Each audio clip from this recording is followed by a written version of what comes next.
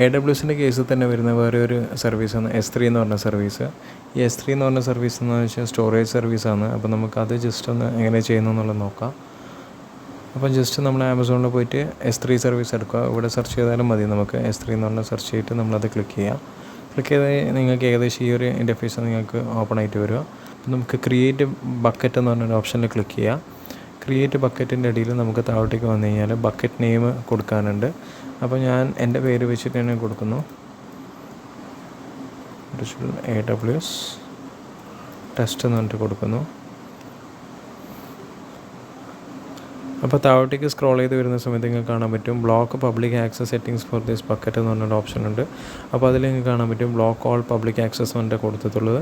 അപ്പോൾ നമ്മളിപ്പോൾ ഒരു സിമ്പിൾ എക്സാമ്പിൾ എടുക്കുന്നതാണെങ്കിൽ ഒരു ഇമേജ് അപ്ലോഡ് ചെയ്യാൻ പോകുന്നത് നമ്മളിപ്പോൾ ഒരു S3 എന്ന് പറഞ്ഞ ബക്കറ്റിൻ്റെ അകത്ത് ആ ബക്കറ്റിൻ്റെ അകത്ത് ഒരു ഇമേജ് ആഡ് ചെയ്ത് കഴിഞ്ഞാൽ നമ്മൾ ഈ ഒരു സംഭവം എനേബിൾ ആയിട്ട് കൊടുക്കുന്നതാണെങ്കിൽ നമുക്കത് വേറെ സ്ഥലത്ത് നമുക്കത് ലോഡ് ചെയ്യാൻ പറ്റില്ല. നമ്മളിപ്പോൾ വേറെ ഒരാൾക്ക് അയച്ചു കൊടുത്താൽ വരെ അവർക്കത് ലോഡ് ചെയ്ത് വരില്ല. കാരണം എന്ന് വെച്ചാൽ പബ്ലിക് ആക്സസ് ഇത് ബ്ലോക്ക് ആയിട്ടുള്ളത്.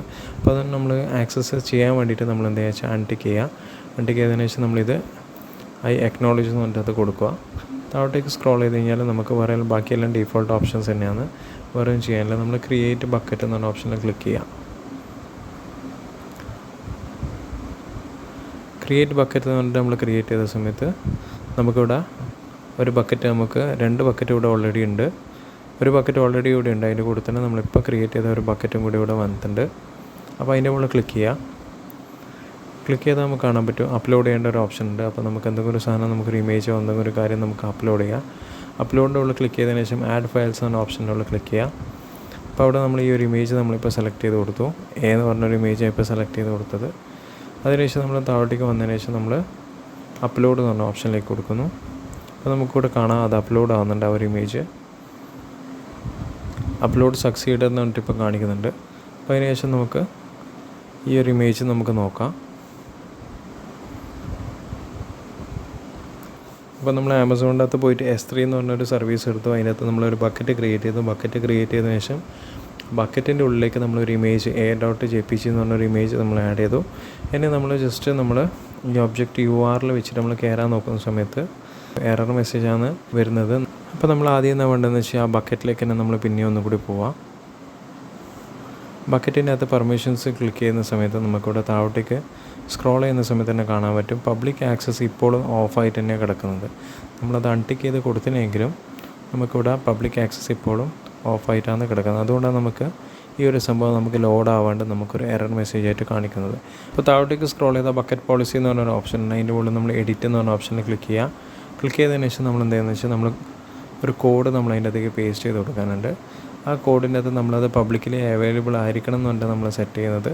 അപ്പോൾ അതിനകത്ത് നമ്മൾ ലാസ്റ്റ് നോക്കിക്കഴിഞ്ഞാൽ കാണാൻ പറ്റും ഈ ഒരു ബക്കറ്റ് നെയിം എന്ന് പറഞ്ഞ സംഭവം നമ്മൾ റീപ്ലേസ് ചെയ്തിട്ട് നമ്മളത് എന്താ നമ്മളെ ബക്കറ്റിൻ്റെ പേരെന്ന് വെച്ചാൽ അത് നമ്മളിവിടെ കൊടുക്കുക.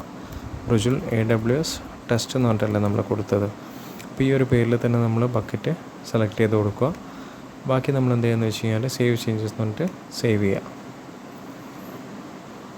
അപ്പോൾ ഇത്രയും കാര്യങ്ങൾ ചെയ്ത് കഴിഞ്ഞാൽ നമുക്ക് ഒന്നുകൂടി നമുക്ക് പോയിട്ട് ആ സൈറ്റ് പോയിട്ട് നമുക്കൊന്നും കൂടി ലോഡ് ചെയ്ത് നോക്കാം ആ ഇമേജ് ലോഡ് ആവുന്നുണ്ടെന്നുള്ളത്. ഇപ്പോൾ നിങ്ങൾക്ക് കാണാൻ പറ്റും ആ ഇമേജ് ലോഡ് ആവുന്നുണ്ട്. അപ്പോൾ അതായത് നമ്മളെ ബക്കറ്റ് പോളിസി അനുസരിച്ചിട്ട് അത് പബ്ലിക്കലി അവൈലബിൾ ആയിട്ടുണ്ട് ആ ഒരു ഇമേജ്. അപ്പോൾ ഇത് ആർക്കുവാണെങ്കിൽ ഈ ലിങ്ക് ഷെയർ ചെയ്ത് കഴിഞ്ഞാൽ അവർക്കത് ആക്സസിബിൾ ആവുന്ന രീതിയിൽ നമ്മളിപ്പോൾ സെറ്റ് ചെയ്തിട്ടുള്ള പബ്ലിക്കലി അത് അവൈലബിൾ ആയിരിക്കും. അത് അങ്ങനെ നമ്മളൊരു ബക്കറ്റ് ക്രിയേറ്റ് ചെയ്യുന്നതും ബക്കറ്റിൻ്റെ അകത്ത് ഓരോ ഫയൽ അപ്ലോഡ് ചെയ്യുന്നതും അത് പബ്ലിക്കലി അവൈലബിൾ ആക്കി മാറ്റുന്നതും. ഇത് നമുക്കിപ്പോൾ പബ്ലിക്കലി അവൈലബിൾ ആക്കണമെങ്കിൽ നമ്മൾ പെർമിഷൻസിൽ പോയിട്ട് നമുക്ക് ഈ ഒരു സംഭവം പോളിസി നമുക്ക് കളഞ്ഞു കഴിഞ്ഞാൽ അത് പബ്ലിക്കലി അവൈലബിൾ ആയിരിക്കില്ല.